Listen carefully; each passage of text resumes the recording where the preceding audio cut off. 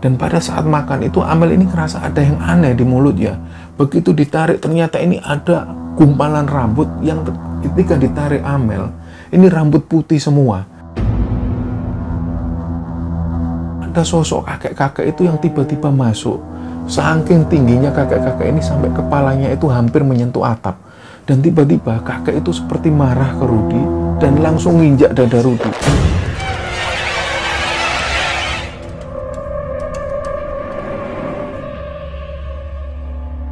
Bismillahirrahmanirrahim. Assalamualaikum warahmatullahi wabarakatuh. Sobat Kembara Sunyi dimanapun berada, pada kesempatan kali ini kami akan bercerita tentang cerita kiriman dari Sobat Kembara yang bernama Amel. Sebelum masuk ke ceritanya, untuk teman-teman yang sedang nonton tayangan ini dan belum subscribe, yuk subscribe sekarang juga agar kami lebih bersemangat lagi dalam membuat konten-konten terbaru di Kembara Sunyi. Dan untuk teman-teman yang telah mendukung kami sejauh ini, kami ucapkan terima kasih banyak. Semoga amal kebaikan teman-teman dibalas kebaikan berlipat oleh Allah Subhanahu wa Ta'ala.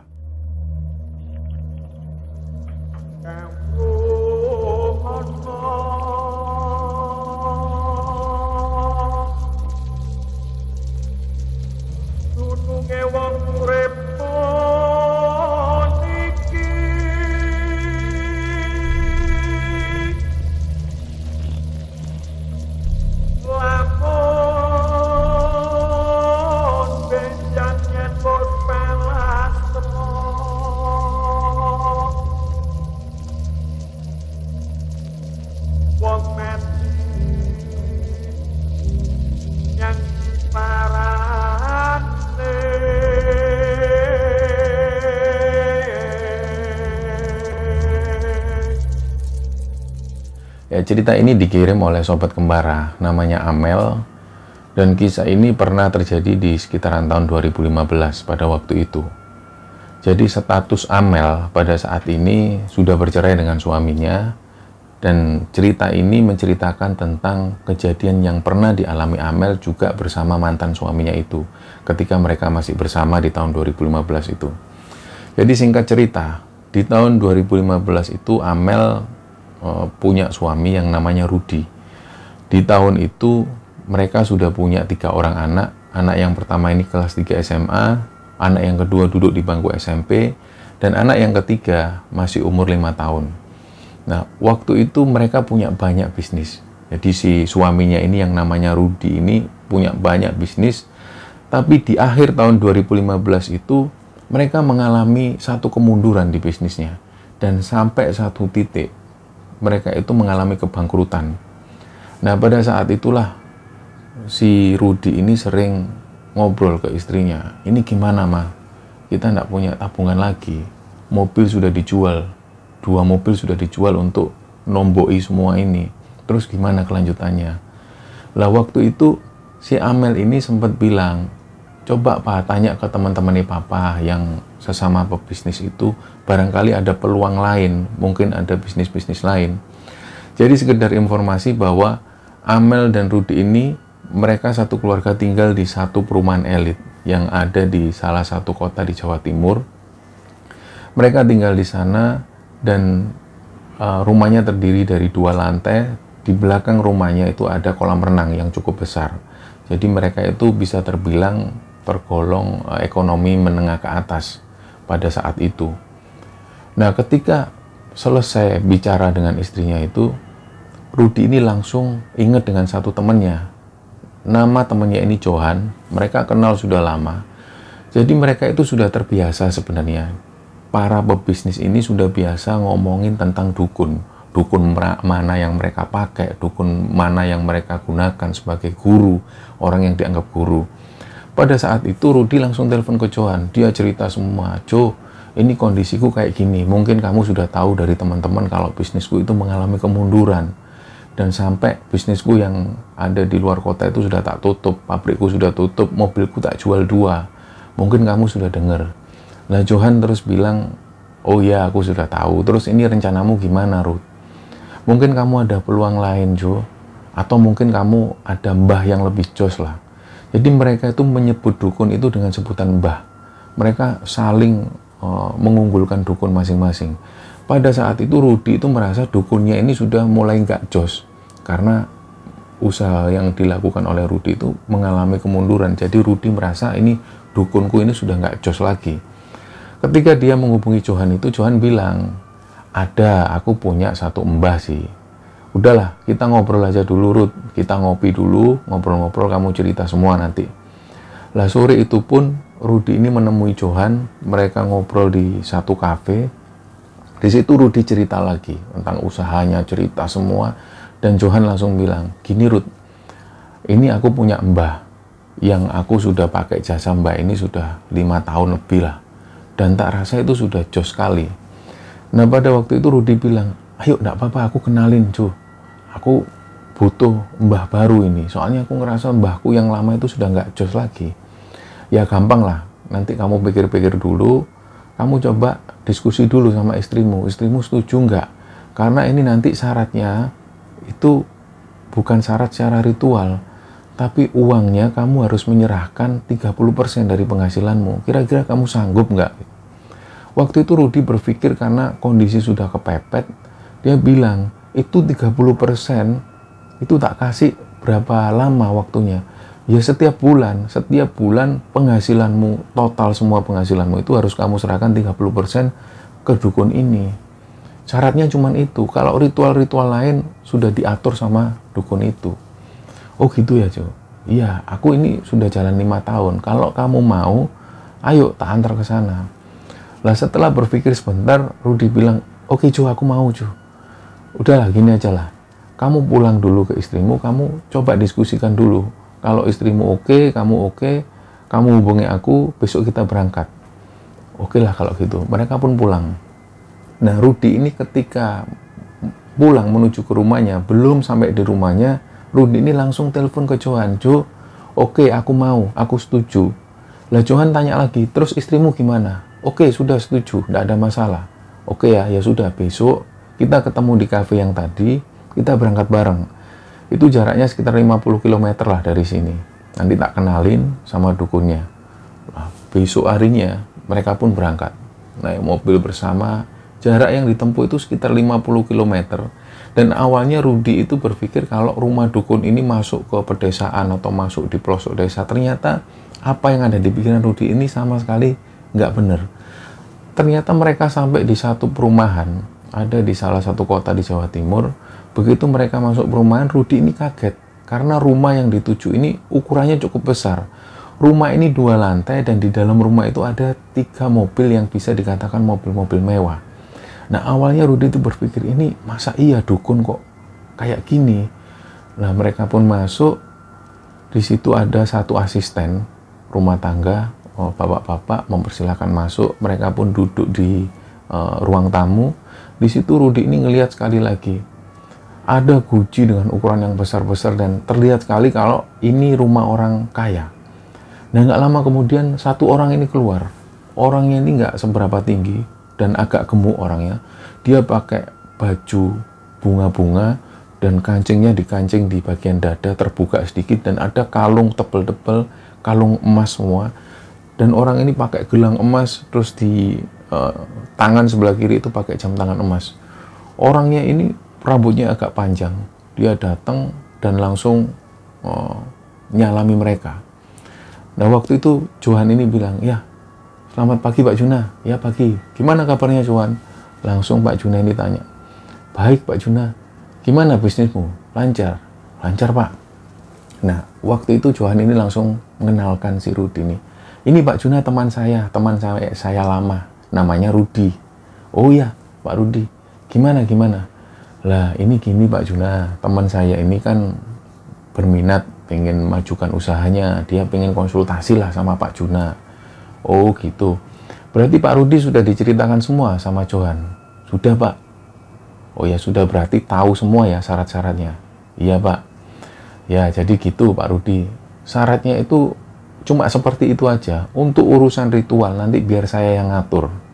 Jadi yang perlu diingat, Johan sendiri sudah tahu bahwa ini bukan saya aja yang melakukan ritual ini, tapi pertanggungjawabannya sama Eyang Gading. Nah, waktu itu Rudi dengar kata Eyang Gading itu agak bingung juga dan sempat bisik-bisik ke Johan dan Johan bilang, udah nanti tak ceritakan. Nah, setelah mereka ngobrol-ngobrol, mereka ngopi. Akhirnya nggak lama kemudian Pak Juna ini masuk ke dalam. Waktu itu Johan bilang, udah kita tunggu di sini. Berarti Pak Juna ini lagi melakukan ritual. Oh ya sudah. Lah, selagi menunggu, Johan ini cerita. Jadi gini Ruth, yang namanya Eyang Gading itu, ya jin yang dipunyai Pak Juna itu. Dia itu yang kodamnya, istilahnya yang jaga di ruangan Pak Juna itu. Ya katanya sih orangnya itu kakek-kakek. Aku sendiri nggak pernah lihat. Disitulah Pak Juna itu melakukan ritualnya. Nanti kamu akan dikasih satu bingkisan. Tunggu aja. Ditunggu lama, menunggu 1 jam, hampir 2 jam lebih. Pak Juna ini keluar. Pak Juna keluar sambil nyalakan rokok. Dia bilang, oke udah lama nunggu ya, sorry ya. Ya Pak. Nah di situ Pak Juna ini tanya lagi ke Rudi. Pak Rudi sudah dipikir berkali-kali ya syarat-syaratnya. Nanti ini urusannya bukan sama saya aja, tapi sama Eyang Gading juga. Jadi sebenarnya saya cuma membantu Pak Rudi. Juga seperti Pak Johan dan semua orang. Jadi banyak yang saya bantu sebenarnya. Jadi yang perlu diingat bukan saya aja ini bukan untuk saya, tapi untuk Eyang Gading juga. Jadi perlu diperhatikan, jangan sampai meleset. Setiap bulan seperti itulah syaratnya. Lah, Rudi ini ngomong sekali lagi, iya Pak, saya siap gitu. Nah setelah itu pun Rudi ini dipersilakan minum. Ada satu minuman yang dibawa Pak Juna itu, yang dirasakan oleh Rudi itu rasanya seperti jamu. Rudi bilang seperti itu dan gak lama kemudian Pak Juna ini menyerahkan 1 bingkisan, dibingkis kain putih dan diserahkan ke Rudi. Pak Juna ini bilang, ini nanti dimasukkan di berangkasmu. Jadi berangkas-berangkasmu yang isinya uang perhiasan, masukkan di sana. Nah Rudi ini bilang, tapi berangkas saya masih belum ada isinya Pak, sudah habis semua. Ya sudah, kamu pegang dulu lah. Pokoknya kamu masukkan berangkas. Setelah bilang seperti itu, mereka pun pamit pulang. Nah selama perjalanan itu, Johan ini sekali lagi bilang ke Rudi, Ruth, kamu beneran ya, hati-hati ya. Kamu harus, setiap bulan itu harus memenuhi persyaratan itu. Kamu jangan sampai meleset. Iya Jo, tenang aja Jo. Bener loh ini. Ini karena urusannya sama Eyang Gading juga. Kamu sudah tak kasih tahu loh ya. Iya tenang aja. Nah Rudi ini pun pulang. Ketika pulang ceritalah Rudi ke istrinya bahwa dia sudah punya perjanjian dengan satu dukun. Dan diwajibkan setiap bulan penghasilannya ini dipotong 30% untuk diserahkan ke Pak Juna itu. Nah pada saat itu istrinya ini awalnya nggak setuju, tapi mau gimana lagi, sudah terlanjur. Nah pada waktu itulah Amel ini dapat cerita semuanya dari Rudi tentang sosok Pak Juna itu seperti ini, rumahnya di sini, ritualnya seperti itu. Mereka pun menjalankan satu bisnis. Tiba-tiba 3 hari kemudian si Rudi ini dapat telepon dari teman lama. Ada satu proyek yang harus dikerjakan oleh Rudi. Dan pada saat itu temannya ini yang menanggung semua modalnya. Nah pada waktu itu Rudi ini langsung kaget loh. Masa iya ini dari sini terbuka lagi bisnisku. Akhirnya dilakukanlah proyek itu. 2 minggu kemudian proyek ini pun cair. Rudi ini dapat hasil yang besar. Dan dia langsung ingat 30% harus dipotong diserahkan ke Pak Juna. Jadi awalnya lancar. Dan bisnis Rudi ini semakin berkembang. Usaha yang awalnya bangkrut dia dirikan lagi. Dia ambil satu karyawan untuk dipegang satu bisnis itu. Dan bisnis ini mulai berkembang lagi. Rudi pada waktu itu sampai punya satu toko elektronik yang ada di kota itu. Dan selama berjalan itu nggak ada keanehan apapun. Rudi tetap membayar 30% ke Pak Juna setiap bulannya. Dan nggak ada satu keganjilan apapun. Waktu itu Johan sempat tanya lagi, dia telepon, gimana Ruth? Kamu kok kayaknya sudah punya toko elektronik? Iya Jo, wes ini berkat kamu juga yang ngenalin aku ke Pak Juna waktu itu. Ya sudah, ingat pesanku ya Ruth. Kamu jangan sampai meleset, tiap bulan kamu harus nyerahkan 30% itu. Apapun itu loh ya. Oke. Nah selama berjalan, hampir 8 bulan berjalan itu, awalnya Rudi itu menyerahkan 30% untuk Pak Juna. Kemudian Rudi ini punya pikiran, dia bilang ke istrinya, Ma, ini selama ini kan kita ngasih 30% ke Pak Juna itu. Lah ini kan usaha kita sudah mulai berkembang banyak. Sebenarnya kan nggak tahu sebenarnya Pak Juna. Kita kan ngasih nominal yang sama, hampir sama. Nominalnya sekitar itu aja. Gimana kalau kita kurangi persentasenya? Kan mereka nggak tahu, Pak Juna nggak tahu. Nominalnya kan hampir sama. Waktu itu istrinya ini sempat bilang, si Amel ini bilang, sudah Pak, enggak usah gitu Pak, wong perjanjiannya 30% ya sudah, serahkan gitu, nanti daripada orangnya marah, nanti ada apa-apa kamu malah celaka. Awalnya Amel itu berpikir seperti itu, nggak mikir yang aneh-aneh. Nah, tapi waktu itu Rudy sempat bilang, ya sudahlah kalau gitu. Ternyata di bulan ke-9, Rudy ini kembali lagi ngomong ke istrinya, "Mah, ini kan penghasilan kita sudah banyak. Kalau kita transfer ke Pak Juna itu nggak sampai 30%, nominalnya tetap sama sebenarnya. Karena penghasilan kita ini kan naik, prosentasenya kalau tak kurangi, nominal yang tak transfer ke Pak Juna itu hampir sama sebenarnya. Gimana menurutmu?" Waktu itu istrinya bilang, "Ya sudahlah, terserah Papa aja lah." Nah, pada saat itulah Rudy ini nggak lagi mengirimkan 30% hasil bisnisnya, tapi dikurangi sedikit dengan nominal yang sebenarnya hampir sama. Nah, awalnya waktu itu Rudy nggak mikir aneh-aneh, dan usaha pun terus jalan. Pada saat itu, malam itu, ketika mereka tidur, karena Rudy ini di sana, di rumah itu tinggal bersama 3 orang anaknya, dan ada 2 orang pembantu rumah tangga perempuan semua, dan 1 orang security yang jaga di depan rumah. Nah, pas waktu itu tidur, tiba-tiba satu isi rumah itu dengar ada suara ledakan di depan rumah. Dar! Dan ledakan ini keras sekali seperti petasan yang hampir mirip bom. Saking kerasnya mereka ini bangun semua, sampai anak-anaknya itu semua bangun. Dan 2 orang pembantu yang perempuan itu juga bangun. "Ada apa Pak? Ada apa Pak? Coba lihat di depan." Mereka semua lari ke depan, dan ternyata security yang ada di depan itu santai di depan sambil ngerokok. "Loh, ada apa ya Pak? Kok bangun semua? Loh, kamu emang nggak dengar ada suara petasan yang keras gitu?" "Enggak Pak, saya dari tadi di sini saya dengar nggak ada apa-apa kok Pak." "Loh, kamu benar nggak dengar sesuatu apapun?" "Nggak dengar." "Lah, kami semua yang ada di dalam rumah ini dengar ada suara petasan yang keras sekali, sampai hampir mirip kayak bom. Masa kamu sedikit pun nggak dengar?" "Enggak Pak, saya benar-benar nggak dengar itu Pak." Ya sudah, mereka pun balik menuju kamar, dan di situ Rudy itu sebelum melanjutkan tidur dia tanya lagi ke istrinya, "Mah, kamu ngerasa ada yang aneh nggak sih Mah? Kita semua yang di dalam rumah itu dengar ada suara petasan, tapi kok Pak Jono yang di depan itu nggak dengar apapun." "Ya Pak, wis mungkin itu halusinasi atau apa." "Loh, kalau halusinasi kenapa semua orang di isi rumah ini dengar semua?" "Ya sudahlah wis, nggak usah terlalu dipikir, aku ngantuk." Mereka pun tidur lagi. Nah, keesokan harinya aktivitas mereka seperti biasa. Rudy pun berangkat ke salah satu kantornya. Jadi Rudy ini punya beberapa bisnis. Waktu itu dia menuju ke satu kantornya, yang kantor A, katakan kantor A. Rudy ini menuju ke sana. Kantor Rudy ini menyewa satu ruko terdiri dari 4 lantai. Begitu Rudy ini datang, masuk ke kantor itu, karyawannya semua ini nggak kerja, tapi sibuk seperti membereskan sesuatu. Di situ Rudy itu melihat ada lemari yang jatuh, meja yang berserakan, kertas ini semua jatuh di lantai. Rudy ini langsung tanya, "Loh, ini kenapa kok nggak kerja semua?" Dilihat karyawannya semua sibuk. "Iya Pak Rudy, ini begitu kami sampai kantor, kondisi kantor ini berantakan Pak. Lemari jatuh, meja ini semua jatuh, dan kertas ini semua nggak beraturan. Jadi kami bereskan dari tadi, sudah hampir 1 jam kami kayak gini." Lah Rudy bilang, "Yang bener kalian itu?" "Iya Pak, coba lihat di CCTV Pak Rudy." Lah Rudy pun langsung menuju ke lantai 2. Di situ masuk ke ruang CCTV, dan beberapa karyawan ini juga lihat.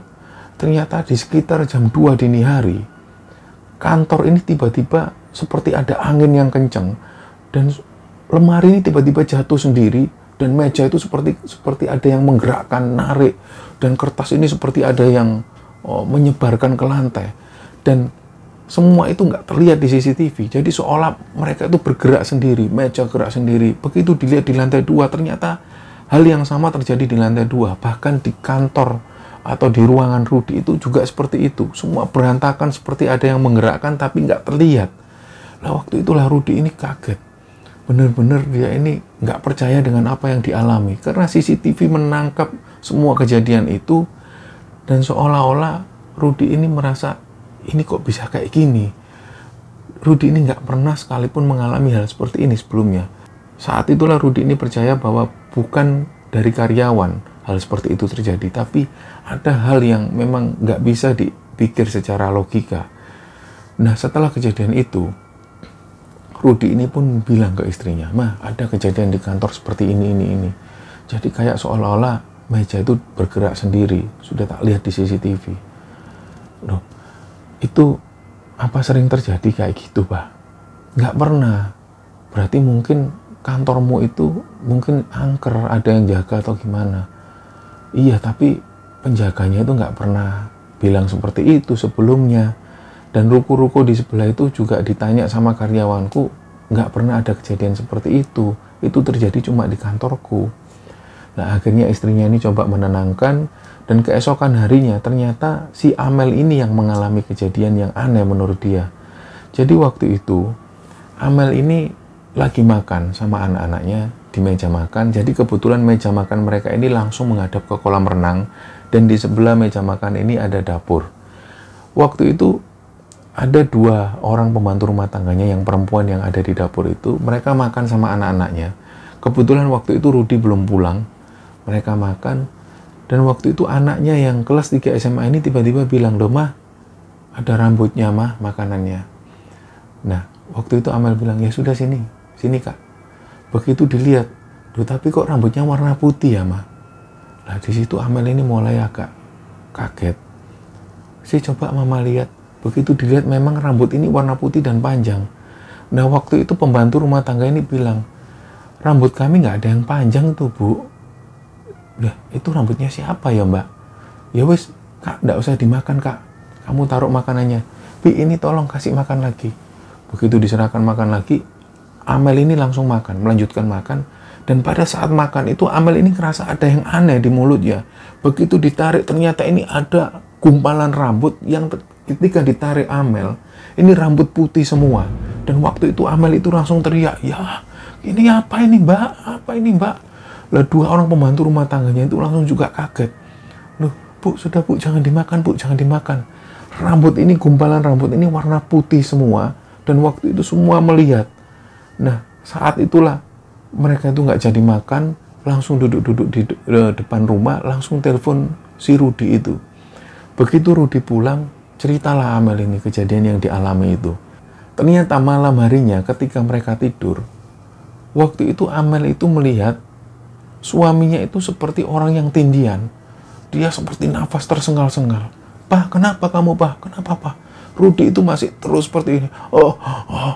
Seperti nggak bisa bernafas. Dan ketika dibangunkan Amel, Rudy itu cerita ternyata malam itu ketika Rudy ini tidur, ada sosok kakek-kakek itu yang tiba-tiba masuk. Saking tingginya kakek-kakek ini sampai kepalanya itu hampir menyentuh atap.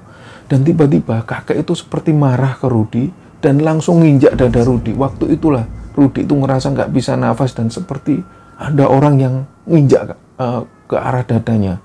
Dia itu nggak bisa nafas sampai istrinya itu bangunin. Dan ketika Rudy itu bangun, dadanya itu masih terasa sesak. Dan malam itu juga langsung Rudy ini dibawa ke rumah sakit. Dan setelah sampai di IGD itu ternyata dokter bilang nggak ada apa-apa, mungkin kejadian kaget pada saat mimpi.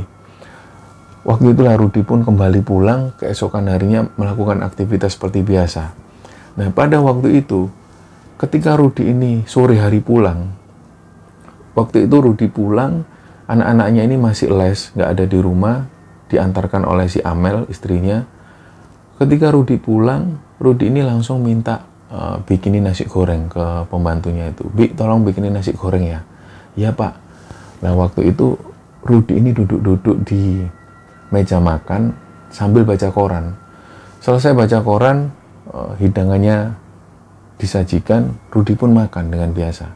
Jadi di samping itu masih ada pembantu rumah tangga yang lagi nyuci piring. Rudy sambil makan santai sambil sesekali baca koran. Sambil makan nasi goreng, nggak lama kemudian tiba-tiba ada kakek-kakek yang berdiri di sampingnya persis. Jadi kakek-kakek itu tangannya ke belakang sambil melihat ke arah Rudy. Waktu itu Rudy ini langsung kaget. "Weh, siapa kamu?" Nah, kakek-kakek ini langsung bilang, "Kurang ajar."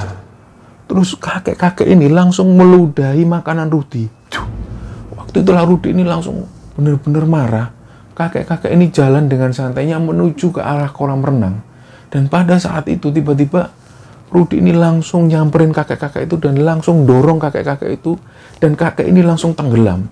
Begitu kakek ini tenggelam, Rudi ini langsung terus nyelupkan kakek itu di bawah air. Begitu pada saat kakek ini kepalanya dicelup dalam air, pembantu rumah tangga ini teriak. Ketika pembantu rumah tangga ini teriak, "Pak, jangan Pak, jangan Pak." Di saat bersamaan itu, istri Rudi ini datang sama anak-anaknya, baru datang dari les. Loh, kenapa? Kenapa? Ternyata yang dicelupkan oleh Rudi itu anaknya yang usia 5 tahun di situ. Langsung istrinya ini lari, "Pak, kamu itu kenapa Pak?" Pak, ditariklah semua. Anaknya yang kelas 3 SMA ini juga narik. Rudi itu kayak tercengang. Ternyata begitu dilihat Rudi, ternyata yang dicelupkan ini anaknya yang usia 5 tahun. Padahal pengakuan Rudi waktu itu ketika istrinya tanya, "Kamu tuh gimana sih Pak? Ini anakmu sendiri mau kamu bunuh tah? Kamu mau bunuh anakmu sendiri?" Waktu itu Rudi bilang, "Mah, tadi itu aku pas makan ada kakek-kakek yang berdiri di sampingku persis dan dia itu meludahi makananku. Makanya aku itu marah dan dorong kakek-kakek itu. Yang tak lihat itu ini kakek-kakek yang tak dorong di kolam renang, bukan anak kita." Nah, saat itulah mamanya itu sambil nangis, sambil meluk anaknya yang 5 tahun itu. Sudah Pak, kamu pergi dari sini ya, pergi, jangan di sini kamu." Langsunglah dibawa anaknya itu masuk ke kamar. Setelah itu mereka ini nggak saling bicara. Rudi sama istrinya itu nggak saling bicara karena kejadian sore itu. Keesokan harinya, si Amel itu terus berpikir. Dia bilang ke pembantu rumah tangganya itu, "Bi, kemarin itu gimana bapak itu kok tiba-tiba nyelupkan anaknya sendiri ke kolam renang?" "Ya, saya tuh lagi cuci piring, Bu. Tiba-tiba saya tuh dengar ada yang kecebur di kolam renang. Lah pas saya noleh kok ternyata adik yang diceburkan. Makanya saya teriak-teriak." "Lah ya gimana? Suamiku itu kok bisa kayak gitu?" Padahal menurut pengakuannya itu katanya dia ngelihat kakek-kakek. Ya sudahlah. Nah, pada saat si Amel ini ngobrol dengan pembantunya, tiba-tiba dari sudut matanya Amel itu dia ngelihat ada kakek-kakek yang jalan kayak cepet. Kakek-kakek ini tangannya ada di belakang dan dia jalan cepet masuk menuju kamar pembantunya. "Loh, siapa itu, Bi? Siapa, Bi?" Lah, 2 orang pembantunya juga kaget. "Kenapa, Bu? Ada yang masuk di kamarmu, Bi? Coba lihat." Lah, 2 orang ini langsung masuk ke kamarnya, dibuka. Ketika dibuka, dinyalakan lampunya, nggak ada siapa-siapa. Lah, saat itulah pembantu rumah tangga ini juga bingung.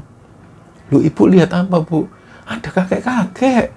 Kakek-kakek ini tangannya di belakang terus langsung masuk ke kamarmu. Aku sampai merinding ini loh. Dia ini jalan bener menuju ke kamarmu. Kakek-kakek. Kakek-kakek gimana ya, Bu?" "Nggak tahu, pokoknya kakek-kakek masuk ke kamarmu." Lah, karena sudah dilihat bersama nggak ada kakek-kakek, akhirnya mereka pun bingung. Lah, saat itulah langsung malam itu si Amel ini cerita lagi ke Rudi. "Pak, tadi itu ada kejadian gini, diceritakanlah ke Rudi." Rudi itu juga berpikir, kok semakin banyak kejadian aneh ya, Ma? Ini kenapa? Apa perlu kita datengin dukun aja? Lah, si Amel ini bersikeras, "Udahlah, Pak. Ini aku yakin ini kiriman dari dukunmu itu. Kamu sih nggak nyerahkan 30% itu." Lah, Rudi itu nggak percaya. "Nggak mungkin lah, Ma. Dia itu kan nggak tahu kalau nggak tak kasih 30%. Kamu jangan hubung-hubungkan itu. Udahlah, nggak ada terjadi apa-apa." Nah, setelah kejadian itu, seminggu setelah kejadian itu, usaha yang digeluti Rudi ini tiba-tiba merosot kembali. Usahanya mengalami kebangkrutan dan ada salah satu anak buah kepercayaan Rudi ini bawa lari uangnya Rudi puluhan miliar. Waktu itu Rudi ini bingung mau ngapain karena ini adalah satu karyawan yang dipercaya. Pada saat itulah Rudi ini bilang ke istrinya, jadi selama anak itu bekerja, Rudi ini selalu percaya pembelanjaan apapun diserahkan ke anak itu. Beli apapun, beli bahan, beli apapun diserahkan ke satu karyawannya ini. Ternyata selama uang yang diberikan ke Rudi itu nggak pernah dibelanjakan oleh satu karyawannya ini. Dan pada satu hari karyawannya ini pergi dan nggak tahu kemana. "Kamu itu coba kamu ke Pak Juna, kamu bilang lagi." Nah, waktu itulah Rudi ini mulai mendengar saran dari istrinya. Dia pun ngajak Johan. Johan ini awalnya juga curiga. "Kenapa Rud kita harus ke Pak Juna lagi?" "Aku pengen ngobrol sesuatu, Jo." Ya sudah, diantarkanlah ke Pak Juna. Dan ternyata waktu itulah Johan ini pertama kalinya tahu bahwa si Rudi ini nggak melakukan syarat-syaratnya. Jadi pada saat itu Pak Juna datang, kenapa Pak Rudi? Ya Pak Juna, saya mau minta maaf Pak, karena selama ini saya memang sudah bohong Pak. Ya wes, saya nggak tahu lah. Ini loh Jo, kamu yang bawa temanmu ya, kamu saksikan sendiri temanmu. Pak Juna seperti kelihatan marah, dan waktu itu Pak Juna benar-benar berlepas tangan. Saya sudah tegaskan berkali-kali Pak Rudi. Pak Rudi ini nggak berhubungan sama saya aja, tapi sama Eyang Gading, ya. Perlu diingat. Jadi kalau sekarang sudah kayak gini, saya nggak bisa tanggung jawab. Cari dukun di mana-mana, nggak ada yang bisa menyelesaikan masalah ini. Udah, saya nggak mau tanggung jawab. Silakan Pak Rudi sekarang pulang. Sudah Jo, bawa temanmu pulang. Pak Juna itu kelihatan marah sekali waktu itu. Dan pada saat pulang itu, Johan itu diam terus di sepanjang perjalanan. Waktu itu Rudi langsung minta maaf. Maaf ya Jo, kayak gini. Wah, kamu tuh gimana Rud? Udahlah, terserah kamu lah. Aku nggak bisa bantu kamu lagi. Ketika Rudi ini pulang, Rudi ini semakin bingung. Dan ternyata kejadian-kejadian aneh di rumahnya ini semakin sering terjadi. Sampai pada satu ketika pembantunya ini mengalami satu kejadian itu. Jadi pada saat itu, tiba-tiba pada saat tidur itu, pintu kamarnya ini seperti ada yang buka. Jadi begitu dilihat, itu ada kakek-kakek yang tangannya di belakang dan kayak ngeliatin pembantu itu sambil melotot matanya. Lah saat itulah satu pembantu ini tiba-tiba teriak-teriak, tolong, tolong, tolong, tolong.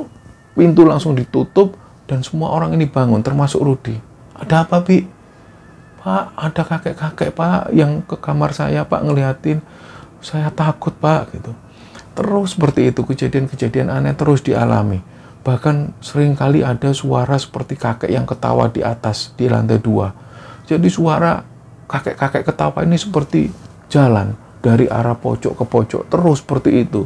Semakin lama Rudi itu merasa semakin terteror, apalagi ditambah juga tabungan Rudi itu semakin menipis dan hartanya semakin habis.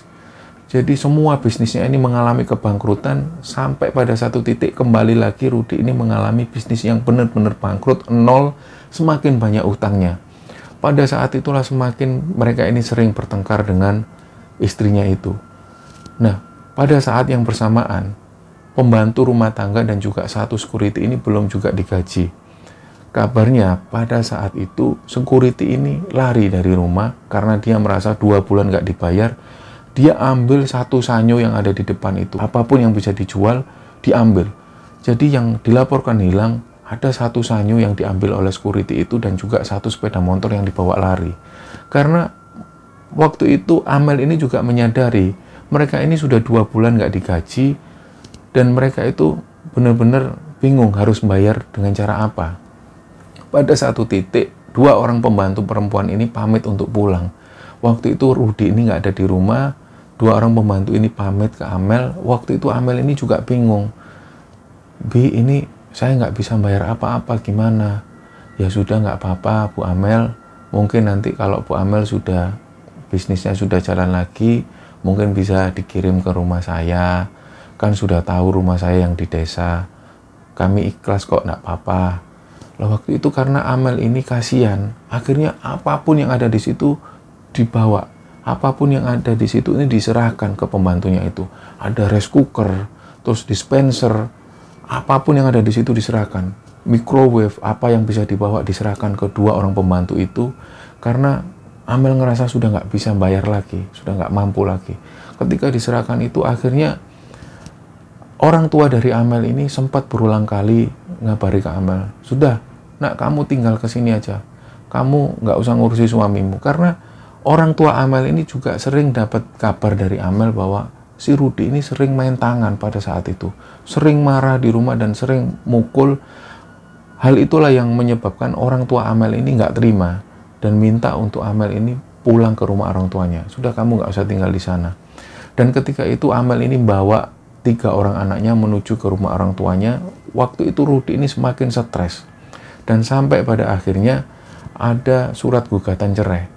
Amel ini minta cerai karena sudah nggak sanggup lagi dengan perilaku yang dilakukan oleh Rudi. Rudi ini sering main tangan sendiri dan sering teriak-teriak sendiri di rumahnya.